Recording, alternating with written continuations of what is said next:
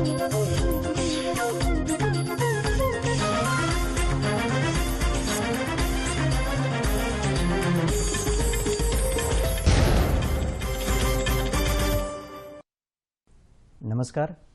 2016 या सरत्या वर्षातल्या राष्ट्रीय, आंतरराष्ट्रीय आणि राज्यस्तरीय घटनांचा धावता आढावा घेणाऱ्या दृष्टिक्षेप या कार्यक्रमात आपलं मनापासून स्वागत.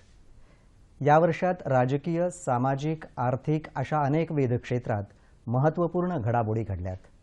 त्यातील काही दूरगामी परिणाम करणाऱ्या ठळक घटनाक्रमांवर आजच्या आपल्या कार्यक्रमात एक दृष्टिक्षेप टाकणार आहोत. सुरुवातीला यंदाच्या वर्षातल्या आंतरराष्ट्रीय घडामोडींवर नजर टाकूया. उत्तर कोरियानं केलेली हायड्रोजन बॉम्बची चाचणी, भारतासह अफगाणिस्तान, बेल्जियम, इराक, फ्रान्स आदी देशांमध्ये झालेल्या दहशतवादी हल्ल्यांनी साऱ्या जगाला हादरा दिला. ब्रिटनमध्ये ब्रेक्झिटसाठी झालेलं सार्वमत आणि अमेरिकी राष्ट्राध्यक्षांची निवडणूक लक्षवेधी ठरली, तर जागतिक दहशतवादाचा आणि वैश्विक आर्थिक आव्हानांचा सामना करण्यासाठी ब्रिक्स, बिमटेक्स, ब्रिक्स व्यापारी मेळा, हार्ट ऑफ एशिया यासारख्या भारतात झालेल्या तसंच आंतरराष्ट्रीय पातळीवर झालेल्या परिषदांमधली सर्व देशांची सहमती दिलासा देणारी ठरली. अशा या महत्त्वपूर्ण घडामोडींवर एक दृष्टिक्षेप. उत्तर कोरियानं 6 जानेवारीला अणुबॉम्बपेक्षा विनाशकारी असलेल्या हायड्रोजन बॉम्बची यशस्वी चाचणी केली. या चाचणीमुळे उत्तर कोरिया लगतच्या भागांमध्ये 5.1 रिक्टर तीव्रतेच्या भूकंपाची नोंद झाली. या आततायी कृत्याबद्दल आंतरराष्ट्रीय समुदायाकडून उत्तर कोरियावर टीकेची झोड उठवली गेली. बेल्जियममध्ये 22 मार्चची सकाळ जगाला हादरा देणारी ठरली. ब्रुसेल्स विमानतळावर लागोपाठ झालेले 2 आणि लगेचच माल्बिक मेट्रो स्थानकात झालेल्या 3ऱ्या बॉम्बस्फोटात 28 जणांचा बळी गेला, तर 85 जण जखमी झाले. दहशतवाद्यांनी घडवलेले हे स्फोट इतके भीषण होते की विमानतळावर धुराचं साम्राज्य पसरलं. अनेक इमारतींच्या काचा फुटल्या, तर काही ठिकाणी लाद्याही उखडल्या गेल्या. हवामान बदलासंदर्भातल्या ऐतिहासिक पॅरिस करारावर स्वाक्षरी करण्याचा निर्णय भारतानं 22 एप्रिलला जाहीर केला. त्यानुसार जुलैमध्ये भारतानं या करारावर स्वाक्षरी करून तो संयुक्त राष्ट्रांच्या महासचिवांकडे सुपूर्द केला. 55% हरितगृह वायूचं उत्सर्जन करणाऱ्या किमान 55 देशांनी या करारावर स्वाक्षऱ्या केल्यानंतर 4 नोव्हेंबरपासून हा करार आंतरराष्ट्रीय पातळीवर लागू करण्यात आला. ब्रेक्झिट अर्थात युरोपीय संघातून बाहेर पडण्याच्या महत्त्वपूर्ण निर्णयावर ब्रिटनच्या जनतेनं शिक्कामोर्तब केलं. सरकारनं या संदर्भात घेतलेल्या सार्वमतावर 52% जनतेनं युरोपीय संघातून बाहेर पडण्याला अनुकूलता दर्शवली. या संपूर्ण प्रक्रियेला 2 वर्षांचा कालावधी लागणार असला तरी ब्रेक्झिटच्या निर्णयाचा फटका ब्रिटन आणि युरोपसह जगातल्या अनेक देशांना बसण्याची शक्यता आहे. सार्वमताच्या निर्णयानंतर पंतप्रधान डेव्हिड कॅमेरून यांनी आपल्या पदाचा राजीनामा दिला. त्यानंतर 13 जुलै 2016 रोजी ब्रिटनच्या पंतप्रधानपदी थेरेसा मे विराजमान झाल्या. 3 जुलै रोजी इराकची राजधानी बगदाद या शहरातल्या अत्यंत वर्दळीच्या बाजार परिसरात इसिसनं घडवून आणलेल्या आत्मघाती हल्ल्यात 75 जणांचा बळी गेला, तर 130 जण जखमी झाले. मुस्लिम बांधवांच्या पवित्र रमजान महिन्यात सुटीच्या दिवशी होणारी खरेदीची गर्दी लक्षात घेऊन या हल्ल्याची योजना आखण्यात आली होती. फ्रान्समधल्या नीस शहरात 15 जुलैला राष्ट्रीय दिनानिमित्त सुरू असलेल्या कवायतींमध्ये दहशतवाद्यांनी भरधाव ट्रक घुसवल्यामुळे 84 जण जागीच ठार, तर अनेक जण जखमी झाले. दहशतवाद्यांच्या याची मुदत 3 महिन्यांनी वाढवण्यात आली होती. अमेरिकेच्या राष्ट्राध्यक्ष पदासाठी 8 नोव्हेंबरला झालेल्या उत्कंठावर्धक आणि अटीतटीच्या लढतीत रिपब्लिकन पक्षाचे डोनाल्ड ट्रम्प विजयी झाले. त्यांनी डेमोक्रॅटिक पक्षाच्या हिलरी क्लिंटन यांचा 276 विरुद्ध 218 मतांनी पराभव केला. ट्रम्प हे अमेरिकेचे 45वे राष्ट्राध्यक्ष म्हणून लवकरच पदभार स्वीकारतील.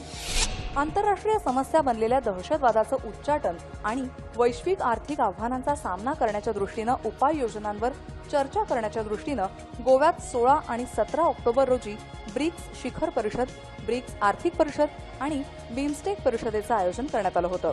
पंतप्रधान नरेंद्र मोदी यांनी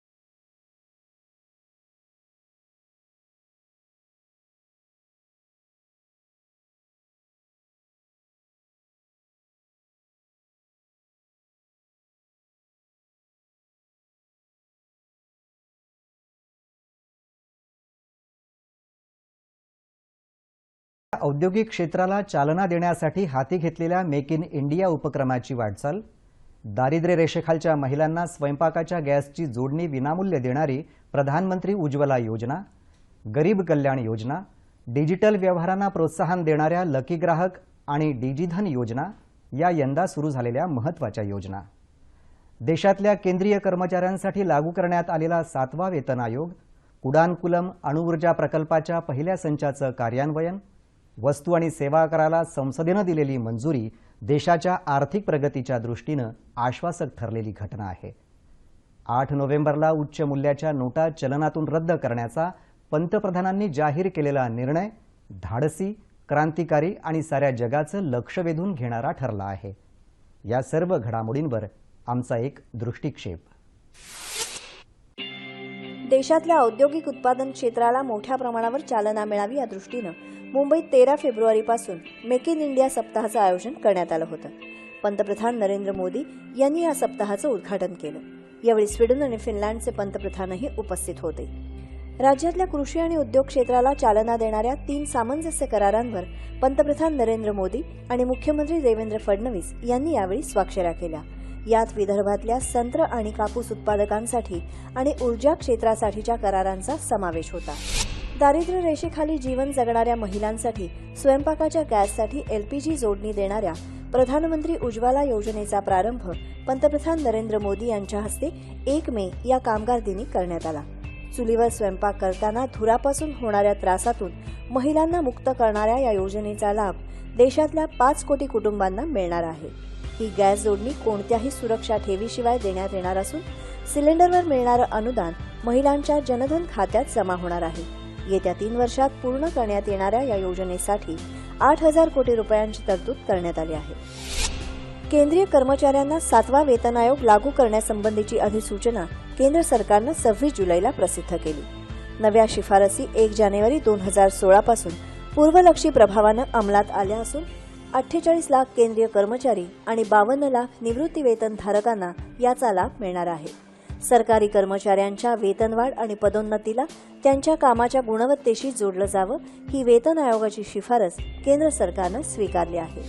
तमिळनाडूमधल्या कुडानकुलम अणुऊर्जा प्रकल्पाचा 1000 मेगावॉट वीज निर्मितीचा पहिला संच पंतप्रधान नरेंद्र मोदी आणि रशियाचे राष्ट्राध्यक्ष व्लादिमीर पुतीन यांनी 10 ऑगस्ट रोजी व्हिडिओ कॉन्फरन्सिंगद्वारे राष्ट्राला अर्पण केला. तमिळनाडूच्या तत्कालीन मुख्यमंत्री दिवंगत जयललिता चेन्नईहून व्हिडिओ कॉन्फरन्सिंगद्वारे या कार्यक्रमात सहभागी झाल्या होत्या.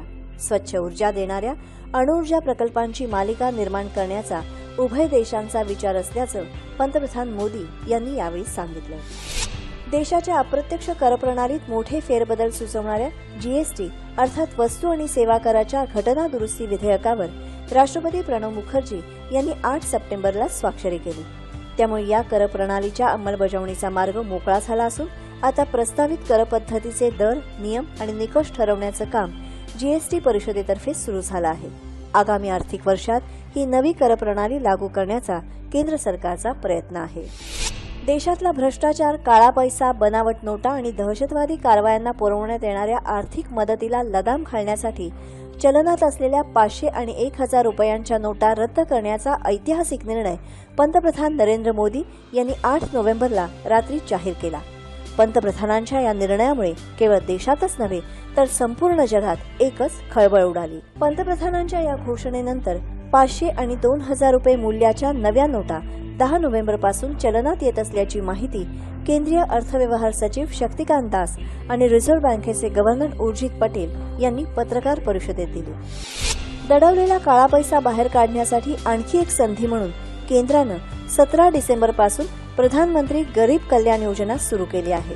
या योजनेनुसार काळा पैसा जाहीर करणाऱ्यांवर 50% कर आकारला जाणार आहे.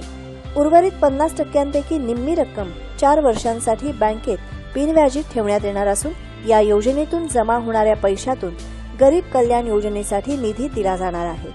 काळा पैसा जाहीर करण्याच्या योजनेतील सर्व तपशील गोपनीय ठेवला जाणार असून ही योजना 31 मार्च 2017 पर्यंत चालू राहणार आहे. भारतरत्न डॉ. बाबासाहेब आंबेडकर यांना आदरांजली म्हणून भीम या नव्या मोबाईल ॲपचा प्रारंभ 30 डिसेंबर रोजी पंतप्रधान नरेंद्र मोदी यांनी केला. अँड्रॉइड स्मार्टफोनमध्ये प्ले स्टोअरवरून हे ॲप डाउनलोड करता येणार आहे. विशेष म्हणजे इंटरनेटशिवाय हे ॲप वापरता येणार आहे. या ॲपच्या सहाय्यानं पैशाच्या देवघेवीचे व्यवहार, खरेदी केल्यानंतर बिल देणं, करांचा भरणा करणं, चित्रपट नाटकाची तिकीटं काढणं शक्य होणार आहे. जम्मू काश्मीरचे मुख्यमंत्री मुफ्ती मोहम्मद सईद यांच्या दुर्दैवी निधनानं रिक्त झालेली मुख्यमंत्रीपदाची खुर्ची आणि त्यावरून पीडीपी आणि भाजपात झालेली रस्सीखेच पश्चिम बंगाल, तामिळनाडू, केरळ, पुद्दुचेरी आणि आसाम या 5 राज्यात झालेल्या राज्य विधानसभेच्या निवडणुका राजकीय पातळीवर महत्त्वाच्या ठरल्या. आर्थिक गैरव्यवहार प्रकरणी राष्ट्रवादी काँग्रेस पक्षाचे नेते आणि माजी उपमुख्यमंत्री छगन भुजबळ, त्यांचे पुतणे माजी खासदार पंकज भुजबळ यांना झालेली अटक, तसंच भाजपाचे ज्येष्ठ नेते एकनाथ खडसे यांच्यावर झालेल्या पुण्यातल्या कथित भूमी घोटाळ्याचे आरोप यामुळे राज्याच्या राजकारणात खळबळ उडाली होती. वर्षाच्या शेवटच्या टप्प्यात म्हणजे नोव्हेंबर-डिसेंबर महिन्यात झालेल्या राज्यातल्या बहुतांश नगरपालिका आणि नगरपंचायतीच्या निवडणुका याबाबतच्या बातम्यांवर टाकूया एक दृष्टिक्षेप. जम्मू काश्मीरचे तत्कालीन मुख्यमंत्री मुफ्ती मोहम्मद सईद यांच्या निधनानंतर पीडीपीच्या नेतेपदी मेहबूबा मुफ्ती यांची एकमतानं निवड करण्यात आली. जम्मू काश्मीरच्या 13व्या मुख्यमंत्री म्हणून त्यांनी 4 एप्रिलला पद आणि गोपनीयतेची शपथ घेतली. या नियुक्तीमुळे मेहबूबा मुफ्ती या जम्मू काश्मीरच्या पहिल्या महिला मुख्यमंत्री ठरल्या. सरत्या वर्षात 5 राज्यांच्या विधानसभा निवडणुका पार पडल्या. अत्यंत प्रतिष्ठेच्या ठरलेल्या या निवडणुका अनेकांचं राजकीय भवितव्य ठरवणाऱ्या होत्या. त्यात अपेक्षेनुरूपच निकाल लागले. 23 मे रोजी तामिळनाडूच्या मुख्यमंत्रीपदी अण्णा द्रमुकच्या सर्वेसर्वा जयललिता यांचा शपथविधी झाला. त्या 6व्यांदा तर सलग दुसऱ्यांदा तामिळनाडूच्या मुख्यमंत्री झाल्या. मात्र प्रदीर्घ आजारानं 5 डिसेंबरला त्यांचं निधन झालं. त्यांच्या निधनानंतर ओ पन्नीरसेल्वम यांची तामिळनाडूच्या मुख्यमंत्रीपदी निवड झाली. आसामचे मुख्यमंत्री म्हणून भारतीय जनता पक्षाचे नेते सर्वानंद सोनोवाल यांनी 24 मे रोजी शपथ घेतली. केरळच्या मुख्यमंत्रीपदी मार्क्सवादी कम्युनिस्ट पक्षाचे ज्येष्ठ नेते पी विजयन यांची एकमतानं निवड झाली. त्यांनी 25 मे रोजी पद आणि गोपनीयतेची शपथ घेतली. पुडुचेरीच्या मुख्यमंत्रीपदी काँग्रेसचे नेते आणि माजी केंद्रीय मंत्री व्ही नारायणसामी यांनी 26 मे रोजी पद आणि गोपनीयतेची शपथ घेतली. पश्चिम बंगालच्या मुख्यमंत्री म्हणून तृणमूल काँग्रेसच्या सर्वेसर्वा ममता बॅनर्जी यांनी 27 मे रोजी शपथ घेतली. त्या सलग दुसऱ्यांदा पश्चिम बंगालच्या मुख्यमंत्रीपदी विराजमान झाल्या. दिल्लीतल्या महाराष्ट्र सदनासह अनेक बांधकाम कंत्राटांमध्ये पैशांचा अपहार केल्याप्रकरणी राज्याचे माजी सार्वजनिक बांधकाम मंत्री छगन भुजबळ यांच्या विरोधात सक्त वसुली संचालनालयानं दाखल केलेल्या खटल्यांमुळे त्यांची रवानगी तुरुंगात झाली. छगन भुजबळांसह त्यांचे पुतणे समीर भुजबळ यांना देखील ईडीनं ताब्यात घेऊन खटले भरले. गेल्या वर्षभरात सक्त वसुली संचालनालयानं भुजबळ यांच्या अनेक मालमत्तांवर छापे घालून चौकशी केली असून त्यातल्या काही मालमत्ता सील करण्यात आल्या. भ्रष्टाचाराच्या विविध आरोपांचा भडीमार झालेले भाजपचे ज्येष्ठ नेते एकनाथ खडसे यांना अखेर मंत्रिपदावरून पायउतार व्हावं लागलं. पुण्याजवळ भोसरी इथल्या जमीन खरेदी प्रकरणात आपल्या राजकीय पदाचा केलेला गैरवापर या आरोपांसाठी कारणीभूत ठरला. या आरोपांमुळे खडसे वादाच्या भोवऱ्यात सापडले. खडसे महसूल, कृषी, पशुसंवर्धन, राज्य उत्पादन शुल्क, दुग्ध विकास आणि मत्स्यपालन खात्यांचे मंत्री होते. 4 जून रोजी त्यांनी मंत्रिपदाचा राजीनामा मुख्यमंत्र्यांकडे सादर केला. आपल्यावरचे सर्व आरोप तथ्यहीन असून या आरोपांची चौकशी होऊन आपलं निर्दोषत्व सिद्ध होईपर्यंत कोणतंही पद स्वीकारणार नाही असं त्यांनी राजीनामा दिल्यानंतर स्पष्ट केलं. या वर्षाच्या उत्तरार्धात म्हणजे नोव्हेंबर-डिसेंबर महिन्यात राज्यात बहुतांश नगर परिषदा आणि नगरपंचायतीच्या निवडणुका पार पडल्या. स्थानिक पातळीवर प्रभाव ठेवणाऱ्या प्रस्थापित नेत्यांबरोबरच राज्यातल्या सत्ताधारी आणि विरोधी पक्षांसाठी महत्त्वाच्या ठरणाऱ्या या निवडणुकीत सर्वांनीच निर्णायक लढती दिल्या. स्थानिक राजकारणावरची पकड मजबूत करत भारतीय जनता पक्षानं सर्वाधिक नगराध्यक्ष पद जिंकत विजयाची घोडदौड कायम ठेवली. तर पाठोपाठ सर्वाधिक नगरसेवक निवडून आणत काँग्रेस पक्षानंही आपल्या अस्तित्वाची जाणीव करून दिली. मात्र या स्थानिक स्वराज्य संस्थेच्या निवडणुकीत नगराध्यक्ष पद एका पक्षाकडे तर नगरपालिकेची सत्ता दुसऱ्या पक्षाकडे अशी प्रचंड विरोधाभासी स्थिती अनेक नगर परिषदांमध्ये निर्माण झाली आहे. भारतीय अंतराळ संशोधन संस्था अर्थात इस्रोनं चालू वर्षात अंतराळ संशोधनात मोठं यश संपादन करत अनेक महत्त्वपूर्ण प्रकल्पांची कार्यसिद्धी केली. इस्रोच्या या यशामुळे भारतानं जगात आपलं वेगळं स्थान निर्माण केलं आहे. त्यामुळे अंतराळ संशोधनात आघाडीवर असणाऱ्या अनेक मोठ्या राष्ट्रांच्या पंक्तीत भारत आता पोहोचला आहे. संरक्षण संशोधन आणि विकास संस्था अर्थात DRDOनं भारताला संरक्षण क्षेत्रात आत्मनिर्भर करण्यासाठी अनेक महत्त्वाकांक्षी योजना राबवत भारतीय सैन्याला ताकद दिली आहे. या विज्ञान संशोधन क्षेत्रातील भारताच्या गरुड भरारीच्या उंचावणाऱ्या आलेखावर हा एक दृष्टिक्षेप. भारतीय अवकाश संशोधन संस्था अर्थात इस्रोनं भारताच्या 6व्या दिशादर्शक उपग्रहाचं प्रक्षेपण 10 मार्चला श्रीहरिकोटा अंतराळ केंद्रातून केलं. या उपग्रहात बसवलेल्या स्वयंचलित घड्याळामुळे वेळ आणि ठिकाणांची अचूक माहिती उपलब्ध होते. 1,500 किलोमीटर्स क्षेत्रात योग्य दिशा दाखवण्याचं काम हा उपग्रह करतोय. भारताच्या दिशादर्शक मालिकेतल्या 7व्या आणि अखेरच्या उपग्रहाचं यशस्वी प्रक्षेपण 28 एप्रिलला श्रीहरिकोटा इथल्या अंतराळ केंद्रातून करण्यात आलं. या 7 उपग्रहांच्या मालिकेमुळे दिशादर्शक उपग्रह क्षेत्रात भारतानं आपलं वेगळं स्थान निर्माण केलंय. संपूर्ण स्वदेशी बनावटीच्या पहिल्या भारतीय स्पेस शटल अर्थात प्रक्षेपण यानानं 23 मे रोजी अंतराळात झेप घेतली. उपग्रहांना पृथ्वीभोवतीच्या कक्षेत प्रस्थापित करून वातावरणाच्या स्तरात परत येण्याच्या उद्देशानं या यानाची रचना करण्यात आली आहे. या प्रक्षेपण यानाची पूर्ण विकसित आवृत्ती तयार व्हायला आणखी 10 ते 15 वर्ष लागू शकते. मात्र असं यान तयार करण्यात यश मिळालं तर अवकाशात पोहोचण्याचा खर्च 10 पटीनं कमी होऊ शकेल. या दृष्टीनं इस्रोचं हे प्रक्षेपण महत्त्वपूर्ण मानलं जातं. भारतीय अंतराळ संशोधन केंद्रानं 22 जूनला एकाच वेळी 20 उपग्रहांचं प्रक्षेपण करून इतिहास घडवला. यात 3 भारतीय तर 17 परदेशी उपग्रहांचा समावेश आहे. यात पुण्याच्या अभियांत्रिकी महाविद्यालयाच्या विद्यार्थ्यांनी बनवलेल्या भारतीय बनावटीच्या स्वयं या उपग्रहाचा समावेश आहे. यात भारताच्या कार्टासेट मालिकेतल्या उपग्रहासह अन्य 19 सूक्ष्म आणि अतिसूक्ष्म उपग्रहांचा समावेश आहे. भारतीय अवकाश संशोधन संस्थेनं 28 ऑगस्टला स्क्रॅमजेट इंजिनाची यशस्वी चाचणी घेऊन अद्ययावत तंत्रज्ञान अवगत असलेल्या निवडक राष्ट्रांच्या पंक्तीत स्थान मिळवलं. इस्रोनं 8 सप्टेंबरला हवामानविषयक इन्सॅट 3DR या उपग्रहाचं यशस्वी प्रक्षेपण केलं. या उपग्रहाच्या माध्यमातून तटरक्षक दल, हवाई प्राधिकरण, संरक्षण सेवा, नौवहन सेवा आदींना हवामानासंदर्भात उपयुक्त माहिती मिळू शकेल. 10 वर्ष कार्यरत राहणाऱ्या या उपग्रहाद्वारे वस्ती नसलेल्या दुर्गम भागातूनही हवामानाचा अंदाज मिळू शकणार आहे.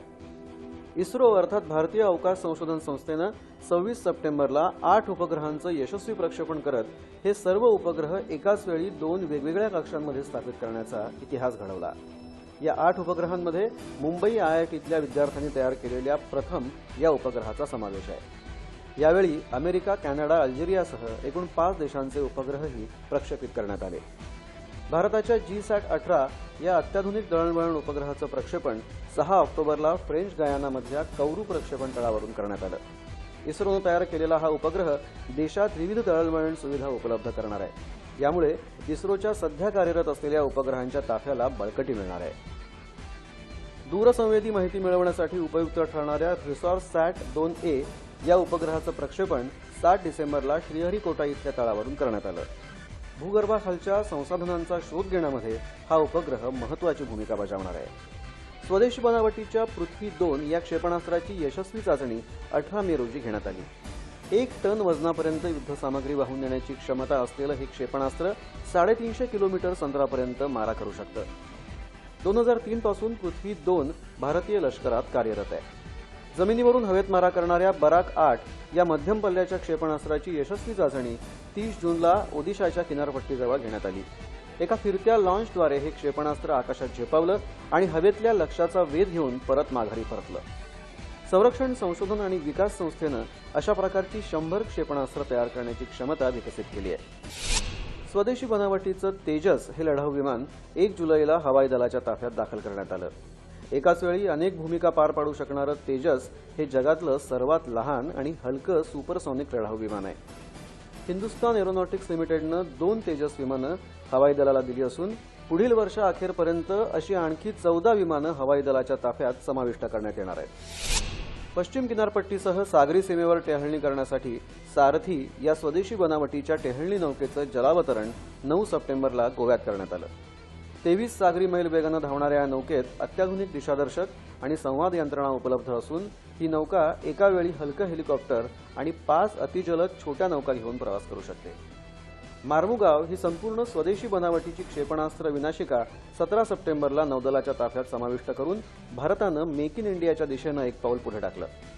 या विनाशिकेवर विविध लक्ष्यी रडार यंत्रणा सज्ज असून अत्याधुनिक इलेक्ट्रॉनिक युद्धसामग्री बसवण्यात आली आहे.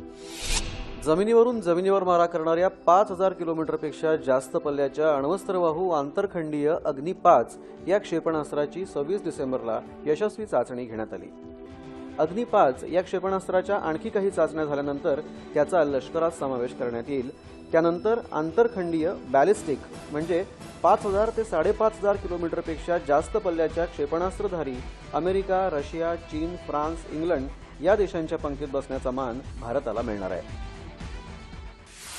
पाक पुरस्कृत दहशतवादी हल्ले आणि सरहद्दीवर पाकिस्तानी सैन्यानं अनेक वेळा केलेल्या शस्त्रसंधी कराराच्या भंगामुळे भारतीय लष्कराच्या अनेक जवानांना हौतात्म्य पत्करावं लागलं. या जवानांच्या बलिदानामुळे संरक्षण दलाची कधीही भरून न येणारी हानी झाली आहे. वर्षाच्या प्रारंभालाच पठाणकोट हवाई तळावर दहशतवादी हल्ला आणि काश्मीरमधल्या उरी इथल्या लष्करी केंद्रावर दहशतवाद्यांनी केलेला हल्ला देशाच्या स्वाभिमानावर आघात करणारा ठरला. त्यानंतर मात्र भारतीय लष्करानं पाकव्याप्त काश्मीरमध्ये सर्जिकल स्ट्राईक करून दहशतवाद्यांच्या केंद्रांना उद्ध्वस्त करत हिशेब चुकता केला आणि पाकिस्तानला चांगलीच चपराक दिली. या संबंधातल्या बातम्यांवर हा दृष्टिक्षेप. यंदाच्या वर्षाची सुरुवात ही पठाणकोट इथल्या हवाई दलाच्या तळावर झालेल्या दहशतवादी हल्ल्यानं झाली. 2 जानेवारीच्या पहाटे लष्करी गणवेशात आलेल्या 5 दहशतवाद्यांनी या तळावर अंधाधुंद गोळीबार सुरू केला.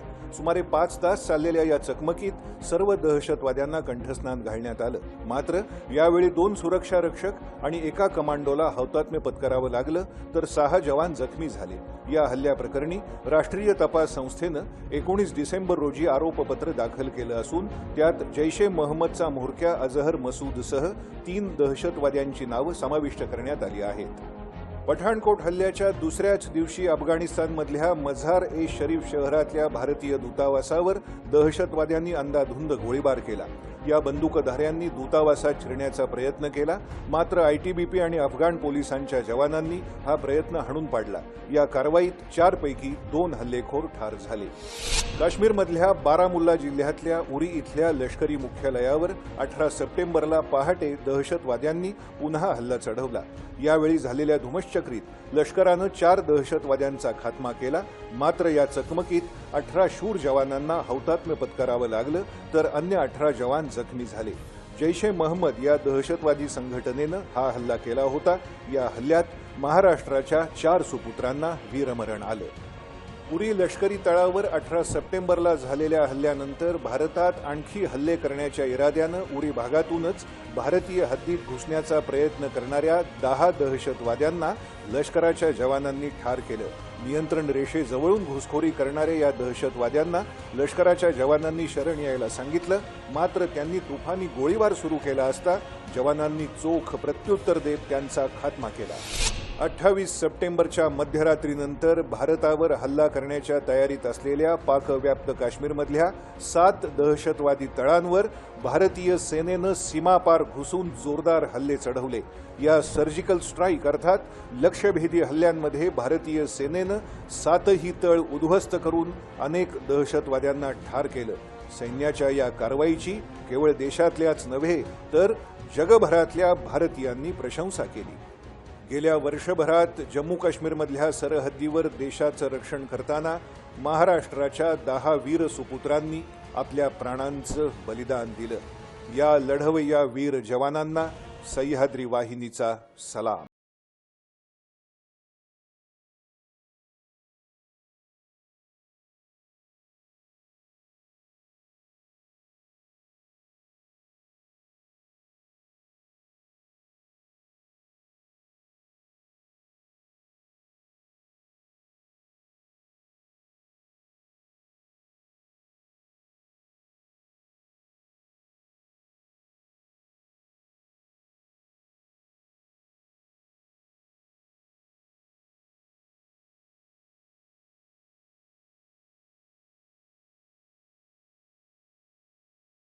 मत भूलो सीमा पर वीरों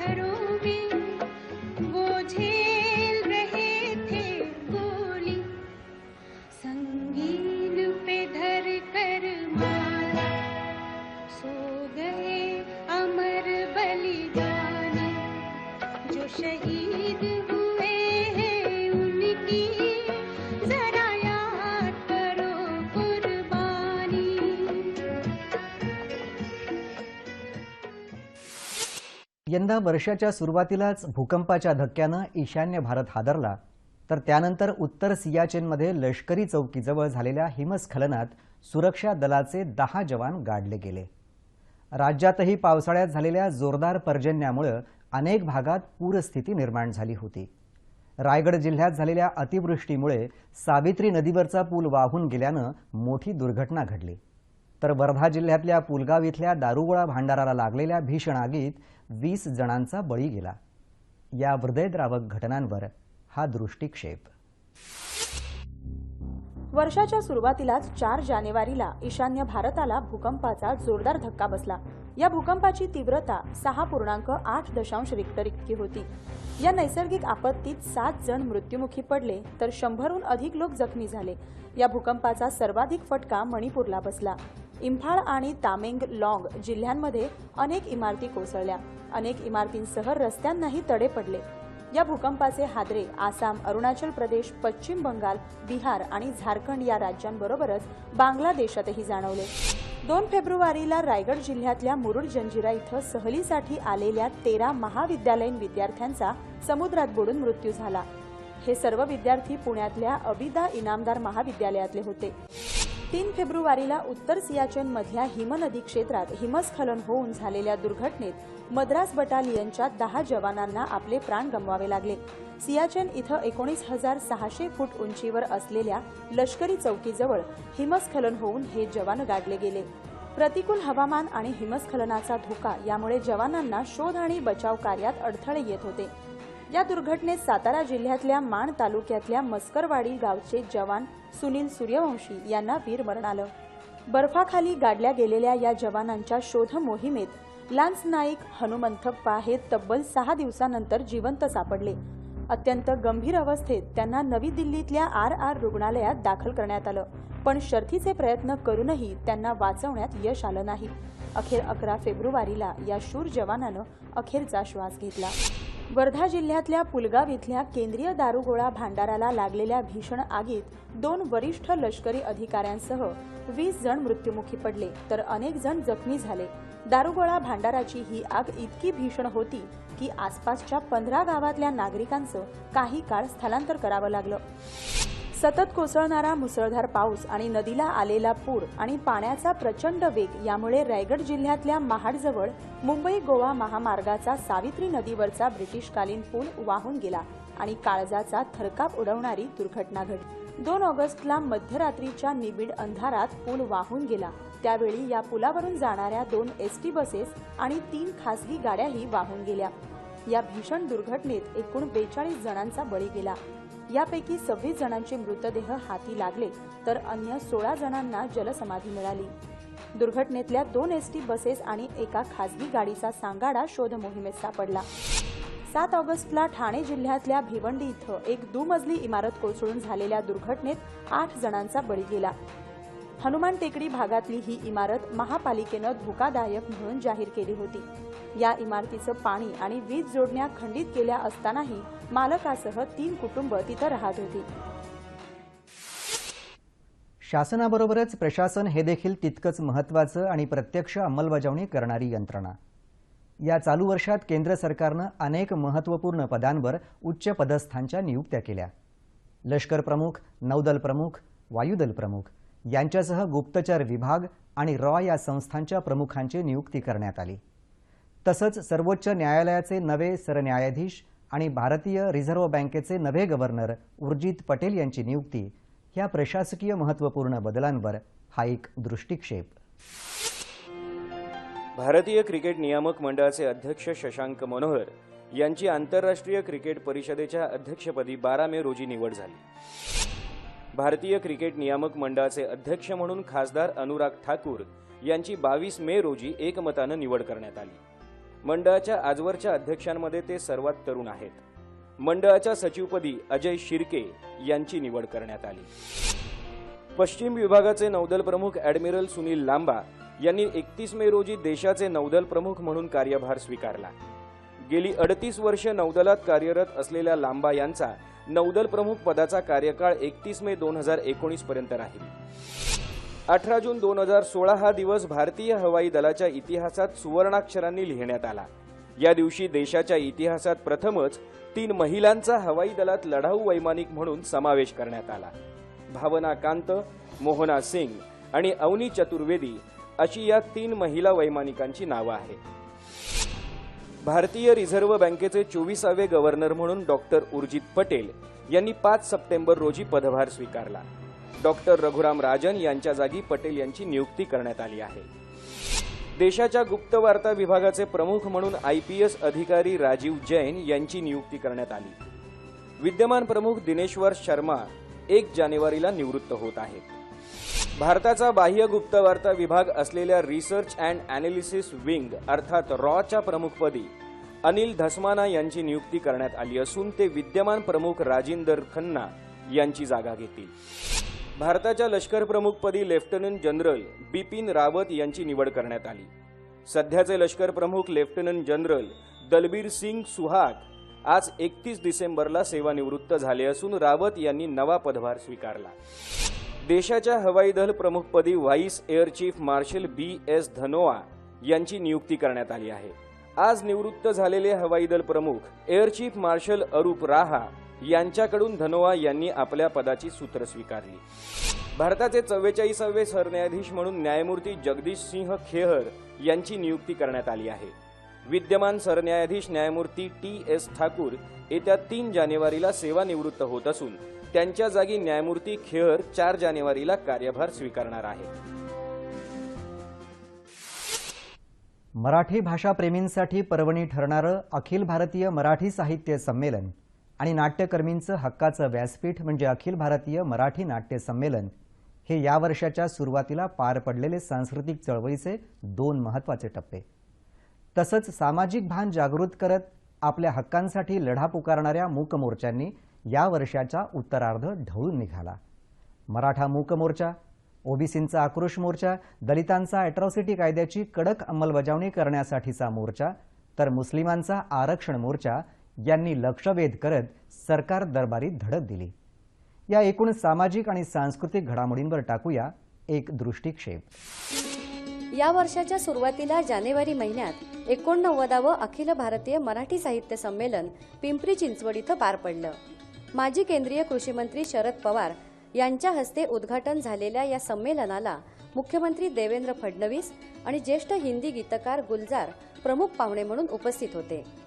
संमेलनाध्यक्ष डॉक्टर श्रीपाल सबनीस यांनी मावळते अध्यक्ष डॉक्टर सदानंद मोरे यांच्याकडून अध्यक्षपदाची सूत्र स्वीकारली. उद्घाटन सोहळ्याला बिहारचे माजी राज्यपाल DY पाटील, पुण्याचे पालकमंत्री गिरीश बापट, ज्येष्ठ शास्त्रज्ञ डॉक्टर रघुनाथ माशेलकर, केंद्रीय राज्यमंत्री रामदास आठवले यांच्यासह विविध क्षेत्रातले मान्यवर उपस्थित होते. या संमेलनात साहित्यविषयक परिसंवाद, चर्चा, काव्य संमेलन, मान्यवरांच्या मुलाखती आणि सांस्कृतिक कार्यक्रम आयोजित करण्यात आले होते. डॉक्टर दाभोलकर, कॉम्रेड पानसरे आणि डॉक्टर कलबुर्गी यांच्या हत्येचा निषेध करणारा, सीमावासियांना न्याय मिळवून देण्यासाठी प्रयत्न करण्याची मागणी करणारा, मराठी भाषेला अभिजात भाषेचा दर्जा मिळावा यासाठी राज्य शासनानं केंद्राकडे पाठपुरावा करण्याच्या मागणी करणारा ठराव यावेळी संमत करण्यात आला. ठाण्यातल्या दादोजी कोंडदेव स्टेडियममध्ये उभारलेल्या बाळासाहेब ठाकरे नाट्यनगरीत 96व्या अखिल भारतीय नाट्य संमेलनाचं दिमागदार आयोजन 19 ते 21 फेब्रुवारी या कालावधीत करण्यात आलं. नाट्यदिंडीनं प्रारंभ झालेल्या या संमेलनाचं उद्घाटन शिवसेना पक्षप्रमुख उद्धव ठाकरे यांच्या हस्ते झालं. मावळत्या संमेलनाध्यक्ष फैयाज यांनी नाटककार गंगाराम गवाणकर यांच्याकडे संमेलनाध्यक्षपदाची सूत्र सुपूर्त केली. या संमेलनात आमची बोली आमचा बाणा हा बोलीभाषांवर आधारित कार्यक्रम, मराठी रंगभूमीचा पूर्वरंग हा लोककलेवर आधारित कार्यक्रम सादर करण्यात आला. याशिवाय बालनाट्य, प्रायोगिक नाटकं याबरोबरच अन्य नाट्यविषयक मुद्द्यांवर परिसंवाद आणि चर्चा तसंच रंगकर्मींच्या मुलाखती आणि नाट्यप्रयोगांचं आयोजन करण्यात आलं होतं. यावेळी संमेलनाध्यक्ष गंगाराम गवाणकर आणि नाट्य परिषदेचे अध्यक्ष यांनी नाट्य व्यवसायाशी संबंधित अनेक मागण्या सरकारकडे केल्या. यातल्या अनेक मागण्यांना मुख्यमंत्र्यांकडून सकारात्मक प्रतिसाद मिळाला. अहमदनगर जिल्ह्यातल्या कोपर्डी इथल्या अल्पवयीन मुलीवर झालेला बलात्कार आणि हत्या प्रकरणातल्या दोषींवर लवकरात लवकर कठोरात कठोर कारवाई व्हावी, मराठा समाजाला आरक्षण मिळावं ॲट्रॉसिटी कायदा रद्द करावा या प्रमुख मागण्यांसाठी राज्यातल्या सर्व जिल्ह्यांमध्ये मराठा समाजातर्फे मूक मोर्चाचं आयोजन करण्यात आलं. या मोर्चामध्ये हजारोंच्या संख्येत मराठा समाज बांधवांनी सहभाग घेतला. प्रत्येक जिल्ह्याच्या मोर्चेकऱ्यांकडून आपल्या मागण्यांचे निवेदन जिल्हाधिकाऱ्यांना देण्यात आलं. सर्व जिल्ह्यांच्या मोर्चानंतर एक राज्यव्यापी मोर्चा नागपूर इथं विधिमंडळाच्या हिवाळी अधिवेशनादरम्यान आयोजित करण्यात आला. सरकार मराठा समाजाला आरक्षण देण्याबाबत वचनबद्ध असून त्यासाठी न्यायालयीन लढाई जिंकण्यासाठी कसून प्रयत्न करत असल्याचं मुख्यमंत्र्यांनी स्पष्ट केलं. ॲट्रॉसिटी कायदा मात्र कोणत्याही परिस्थितीत रद्द करणार नाही असंही मुख्यमंत्र्यांनी यावेळी निक्षून सांगितलं. मराठा समाजाच्या मूक मोर्चाच्या पार्श्वभूमीवर बहुजन समाज, इतर मागासवर्गीय समाज आणि मुस्लिम समाजानंही आपापल्या मागण्यांसाठी राज्याच्या काही भागांमध्ये मोर्चे काढले. महिला अत्याचार तसंच अल्पवयीन मुलींवर बलात्काराच्या प्रकरणांमधल्या गुन्हेगारांना जलदगती न्यायालयाद्वारे अत्यंत कठोर शिक्षा ठोठावली जावी अशी मागणी या सर्वच मोर्चांमधून करण्यात आली. विज्ञान, साहित्य, क्रीडा, मनोरंजन अशा अनेक प्रांतात राष्ट्रीय आणि आंतरराष्ट्रीय स्तरावर आपल्या कर्तृत्वाची अमिट छाप सोडणाऱ्या मान्यवर दिग्गजांना त्यांच्या अलौकिक कार्यकर्तृत्वाचा गुणगौरव करण्यासाठी विविध पुरस्कारांनी या वर्षात गौरवण्यात आलं. टाकूया एक दृष्टिक्षेप या प्रतिभावंतांच्या सन्मानावर. संपूर्ण जगात प्रतिष्ठेचा मानला गेलेल्या नोबेल शांतता पुरस्कारासाठी जुआन मॅन्युएल सँटॉस यांची निवड करण्यात आली. भौतिकशास्त्रात केलेल्या अमूल्य संशोधनासाठी डेव्हिस थॉलेस, डंकन हॅल्डन आणि मायकेल कॉस्टरलीज या 3 ब्रिटिश शास्त्रज्ञांना यंदाचा नोबेल पुरस्कार जाहीर झाला. रसायनशास्त्रात केलेल्या उल्लेखनीय शोधकार्याबद्दल फ्रान्सचे जीन पेरी सॅवेज, ब्रिटनचे जे फ्रेझर स्टोडार्ट आणि डच संशोधक बर्नार्ड फेरिंगा या शास्त्रज्ञांची नोबेल पुरस्कारांसाठी निवड करण्यात आली. कॉन्ट्रॅक्ट थिअरी या क्षेत्रात विशेष संशोधन केल्याबद्दल यंदाच्या अर्थशास्त्राच्या नोबेल पुरस्कारासाठी अमेरिकन अर्थतज्ञ ऑलिव्हर हार्ट आणि फिनलँडचे अर्थतज्ञ बेक्ट हॉर्नस्ट्रॉम यांची निवड झाली. वैद्यक आणि औषधशास्त्रातल्या महत्त्वपूर्ण संशोधनासाठी योशिनोरी ओसुमी यांना यंदाचा नोबेल पुरस्कार जाहीर झाला. साहित्य क्षेत्रातल्या नोबेल पुरस्कारासाठी लेखक बॉब डिलान यांची निवड करण्यात आली. उत्कृष्ट साहित्य निर्मितीसाठी देण्यात येणाऱ्या बुकर या आंतरराष्ट्रीय पुरस्कारासाठी प्रख्यात अमेरिकन लेखक पॉल बेट्टी यांच्या दी सेल आउट या कादंबरीची निवड करण्यात आली. उत्कृष्ट साहित्य निर्मितीसाठी आंतरराष्ट्रीय स्तरावर दिला जाणारा मॅन बुकर पुरस्कार दक्षिण कोरियाच्या लेखिका हान कांग यांना त्यांच्या द व्हेजिटेरियन या कादंबरीसाठी प्रदान करण्यात आला. आपल्या लेखनातून ग्रामीण भागातला जीवनसंघर्ष परिणामकारकपणे दाखवणारे लेखक आसाराम लोमटे यांच्या अलोक या कथासंग्रहाला यंदाचा साहित्य अकादमी पुरस्कार जाहीर झाला. आशिया खंडातल्या लोकांच्या उत्थानासाठी आयुष्य वेचणाऱ्या सामाजिक कार्यकर्त्यांना देण्यात येणाऱ्या रॅमन मॅगसेसे पुरस्कारासाठी यंदा संगीतकार टी.एम. कृष्णा आणि मानवाधिकार कार्यकर्ते बेजवाडा विल्सन या 2 भारतीयांची निवड करण्यात आली. अन्य मानकऱ्यांमध्ये फिलिपाईन्सचे क्वांचिता कॉर्पिओ मोराल्स आणि इंडोनेशियाचे डॉम्पेट धुआफा यांचा समावेश आहे. भारतीय चित्रपट क्षेत्रात सर्वोच्च मानला जाणारा दादासाहेब फाळके पुरस्कार ज्येष्ठ अभिनेते, निर्माते आणि दिग्दर्शक मनोज कुमार यांना प्रदान करण्यात आला. यंदाच्या राष्ट्रीय चित्रपट पुरस्कारांवर मराठी कलाकारांचा लक्षणीय प्रभाव होता. महेश काळे यांना सर्वोत्कृष्ट पार्श्वगायनाचा तर रिंकू राजगुरूला विशेष लक्षवेधी अभिनेत्रीचा पुरस्कार देण्यात आला. पायवाट चित्रपटाला सर्वोत्कृष्ट शैक्षणिक चित्रपटाचा तर औषध या लघुपटाला सर्वोत्कृष्ट लघुपटाचा मान मिळाला. सर्वोत्कृष्ट मराठी चित्रपट म्हणून रिंगण चित्रपटाचा गौरव करण्यात आला. राष्ट्रीय चित्रपट पुरस्कारांमध्ये सर्वोत्कृष्ट चित्रपटाचा मान हिंदी चित्रपट बाहुबलीनं पटकावला. पिकू या चित्रपटातल्या भूमिकेसाठी अमिताभ बच्चन यांना सर्वोत्कृष्ट अभिनेत्याचा तर तनू वेड्स मनू रिटर्न्स या चित्रपटातल्या भूमिकेसाठी कंगना राणावत हिला सर्वोत्कृष्ट अभिनेत्रीचा पुरस्कार मिळाला. ज्येष्ठ बंगाली कवी शंखो घोष यांना यंदाचा ज्ञानपीठ हा सर्वोच्च साहित्य पुरस्कार जाहीर झाला. समाजातल्या विविध क्षेत्रांमध्ये उल्लेखनीय कार्य करणाऱ्या नामवंतांना राष्ट्रपतींच्या हस्ते पद्म पुरस्कार देऊन सन्मानित केलं जातं. यंदाच्या पुरस्कार प्राप्त व्यक्तींमध्ये ज्येष्ठ अभिनेते रजनीकांत, आर्ट ऑफ लिव्हिंगचे प्रणेते श्री श्री रविशंकर, पत्रकार रामोजी राव यांना पद्मभूषण, तर अभिनेते अनुपम खेर, गायक उदित नारायण, टेनिसपटू सानिया मिर्झा, बांधकाम व्यावसायिक शापूरजी पालनजी, हाफिज कॉन्ट्रॅक्टर यांना पद्मभूषण, तर अभिनेते अजय देवगण, अभिनेत्री प्रियांका चोप्रा, चित्रपट दिग्दर्शक मधुर भांडारकर यांना पद्मश्री पुरस्कारांनी गौरवण्यात आलं. यंदा देशातल्या एकूण 112 व्यक्तींना पद्म पुरस्कारांनी सन्मानित करण्यात आलं. रिलायन्स उद्योग समूहाचे संस्थापक धीरूभाई अंबानी यांना मरणोत्तर पद्मविभूषण पुरस्कार देण्यात आला. त्यांच्या पत्नी कोकिलाबेन यांनी राष्ट्रपतींकडून पुरस्कार स्वीकारला.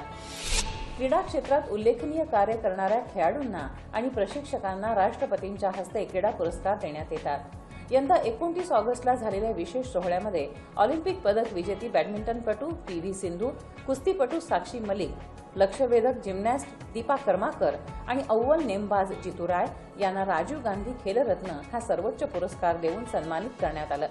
क्रिकेटपटू अजिंक्य रहाणे, ऑलिम्पिकच्या अॅथलेटिक्स स्पर्धेत अंतिम फेरी गाठणारी ललिता बाबर यांच्यासह 15 खेळाडूंना अर्जुन पुरस्कारांनी सन्मानित करण्यात आलं. नौकानयनपटू राजेंद्र शेळके याच्यासह 3 जणांना ध्यानचंद पुरस्कार देऊन गौरवण्यात आलं. दीपा कर्माकरचे प्रशिक्षक विश्वेश्वर नंदी, साक्षी मलिकचे प्रशिक्षक महावीर सिंग यांच्यासह 6 प्रशिक्षकांना द्रोणाचार्य पुरस्कार प्रदान करून कृतज्ञता व्यक्त करण्यात आली. आपल्या अथक मेहनतीच्या बळावर आणि दुर्दम्य आत्मविश्वासानं क्रीडा क्षेत्रात अतुलनीय कामगिरी करत पदक भरारी घेणाऱ्या खेळाडूंनी भारताच्या शिरपेचात मानाचा तुरा खोवला. ऑलिम्पिक स्पर्धेतलं सिंधू आणि साक्षीचं यश, पॅराऑलिम्पिक स्पर्धेत भारताच्या देवेंद्र झांझरिया, दीपा मलिक, मरियप्पन थंगावेलू आणि वरुण सिंग भाटिया यांच्या अद्वितीय खेळीमुळे भारतानं मिळवलेली पदकं, युवा हॉकी संघानं चिवट झुंज देत मिळवलेलं अजिंक्यपद, कबड्डी या देशी खेळात मिळवलेलं जेतेपद, तसंच वयाच्या अवघ्या 16व्या वर्षी आंतरशालेय क्रिकेट स्पर्धेत 1009 धावांचा डोंगर उभा करत क्रीडा विश्वाचं लक्ष आपल्याकडे खेचण्यात प्रणव धनावडेनं मिळवलेलं विश्वविक्रमी यश आणि लोकप्रिय अशा क्रिकेट खेळात सलग 18 कसोटी सामने जिंकणाऱ्या भारतीय संघातील आर अश्विनला मिळालेलं आंतरराष्ट्रीय क्रिकेट विश्वातलं सर्वोत्तम स्थान या सरत्या वर्षातल्या काही महत्त्वपूर्ण क्रीडा क्षेत्रातल्या घटनांवर हा एक दृष्टिक्षेप. ऑगस्ट महिन्यात ब्राझीलमधल्या रिओ डी जानेरो इथं झालेल्या ऑलिम्पिक स्पर्धेत भारताच्या पी.व्ही. सिंधूनं बॅडमिंटनमध्ये रौप्य पदक पटकावलं. महिलांच्या 58 किलो गटाच्या कुस्ती स्पर्धेत भारताच्या साक्षी मलिकनं कांस्य पदकाची कमाई केली. 100हून अधिक खेळाडूंच्या भारतीय पथकाला 2च पदकं मिळाली असली तरी जिम्नॅस्ट दीपा कर्माकर, ॲथलीट ललिता बाबर, नेमबाज जितू रॉय, नौकानयनपटू दत्तू भोकनाळ यांच्यासह अन्य काही खेळाडूंनी चमकदार खेळ करून पदकांपर्यंत झेप घेत भविष्यासाठी आशा पल्लवित केल्या आहेत. मुख्य ऑलिम्पिक स्पर्धांनंतर रिओ इथं झालेल्या पॅराऑलिम्पिक अर्थात दिव्यांगाच्या स्पर्धेत भारतानं 2 सुवर्ण, 1 रौप्य आणि 1 कांस्य पदकाची कमाई केली. भालाफेकीत देवेंद्र झांझरियानं विश्वविक्रमाची नोंद करत सुवर्ण पदकाला गवसणी घातली. यापूर्वी 2004 मधल्या अथेन्स पॅराऑलिम्पिक स्पर्धेतही झांझरियानं भालाफेकीत सुवर्ण पदक पटकावलं होतं. ऑलिम्पिक खेळांमध्ये 2 सुवर्ण पदक मिळवणारा तो पहिला भारतीय ठरला आहे. मरियप्पन थंगावेलू यानं उंच उडीमध्ये सुवर्ण पदक पटकावलं तर दीपा मलिकनं गोळाफेक स्पर्धेत रौप्य पदकाची कमाई केली. पॅराऑलिम्पिक स्पर्धांमध्ये पदक पटकावणारी दीपा पहिली भारतीय महिला ठरली आहे. भारताच्या वरुण सिंग भाटीनं उंच उडी स्पर्धेत कांस्य पदक मिळवलं. अहमदाबाद इथं पार पडलेल्या विश्वचषक कबड्डी स्पर्धेत भारतानं इराणवर 38-29 अशी मात करून पुन्हा एकदा कबड्डीतलं वर्चस्व सिद्ध केलं. भारतानं यंदा या विजयाची हॅट्रिक साजरी केली. यावर्षी गुवाहाटी इथं झालेल्या 12व्या दक्षिण आशियाई क्रीडा स्पर्धांमध्ये भारतानं 188 सुवर्ण, 90 रौप्य आणि 30 कांस्य पदकांची घसघशीत कमाई केली. या क्रीडा स्पर्धात मुष्टियुद्धातली सर्वच्या सर्व 10 ही पदकं जिंकून भारतानं आपलं वर्चस्व सिद्ध केलं. लखनौ इथं आयोजित करण्यात आलेल्या ज्युनियर विश्वचषक हॉकी स्पर्धेत भारतानं बलाढ्य बेल्जियमवर 2-1 गोलनं विजय मिळवत तब्बल 15 वर्षांनंतर अजिंक्यपद पटकावलं. यापूर्वी 2001 मध्ये भारतानं ही स्पर्धा जिंकली होती. थायलंडमध्ये खेळवण्यात आलेल्या 6व्या महिला T20 आशिया चषक क्रिकेट स्पर्धेत भारतानं पाकिस्तानचा 17 धावांनी पराभव करत अजिंक्यपद पटकावलं. या स्पर्धेत आशियातले 6 संघ सहभागी झाले होते.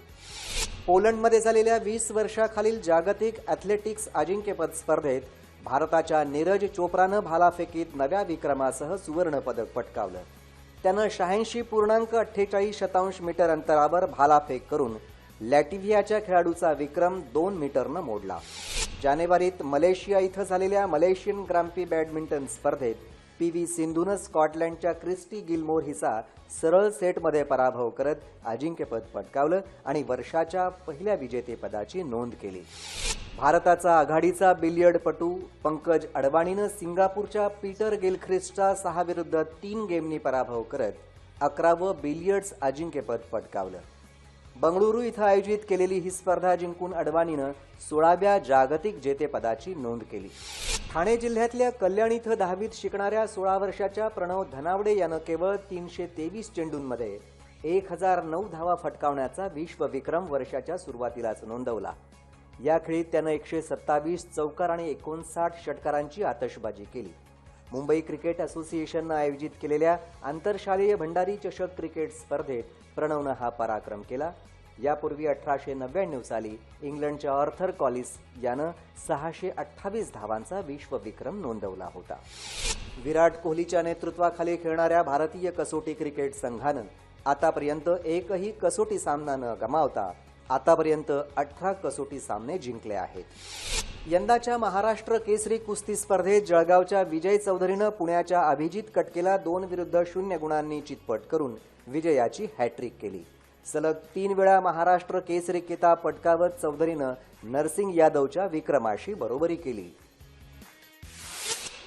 समाज जीवनाला नवे आयाम प्रदान करत साहित्य, कला, क्रीडा, विज्ञान, राजकारण आणि समाजकारण अशा अनेकविध क्षेत्रात आपल्या कार्याचा ठसा उमटवणाऱ्या काही दिग्गजांनी या चालू वर्षात जगाचा निरोप घेतला. आपल्या आयुष्यातल्या शेवटच्या क्षणांपर्यंत समाजाच्या कल्याणासाठी झटणाऱ्या या नायकांना विनम्र अभिवादन.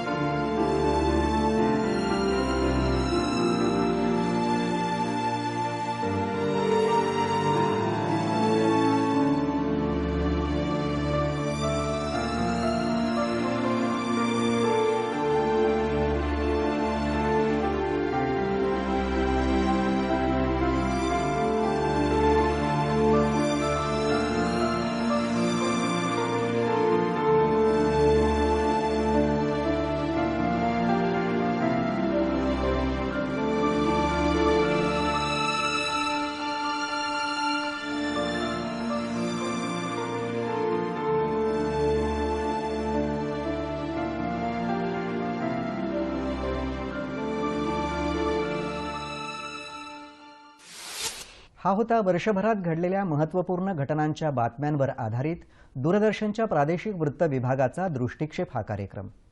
यात ठळक घटनांचा वेध आपण घेतला. 2016 या सरत्या वर्षाला निरोप देण्याची वेळ आता जवळ आली आहे आणि 2017 या नववर्षाच्या आगमनासाठी आपण सज्ज होऊया. या नव्या वर्षात आपण जे संकल्प करणार आहोत, नव्या कार्यांचा शुभारंभ करणार आहोत, त्यात प्रगती होवो, यश मिळो अशा शुभेच्छा व्यक्त करतो. नववर्षाच्या तुम्हा सर्वांना मनपूर्वक हार्दिक शुभेच्छा. नमस्कार.